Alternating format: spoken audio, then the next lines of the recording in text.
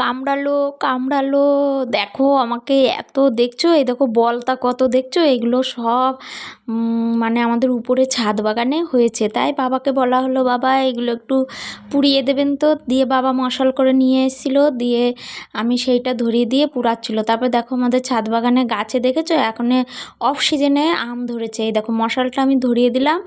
আর বাবা যেই না আগুন দিয়েছে, সব নিচেই পড়েছে। আর দুটো একটা আমি লাল রঙের নাইটি পরেছিলাম, আমাকে মানে কামড়াতে এসছে, আমার গায়ে ধরে গেছিলো।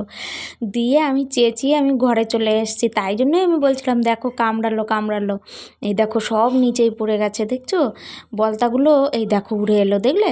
তারপরে দেখো পরের দিন সকালবেলা, দেখছো কি ভালো লাগে না এগুলো দেখতে, কত পায়রা, অনেক পায়রা আসে। বাবা প্রত্যেক দিন এদেরকে খেতে দেয়, সর্ষে দেয়, বিস্কুট দেয়, নাহলে চালের খুদগুলো দেয়।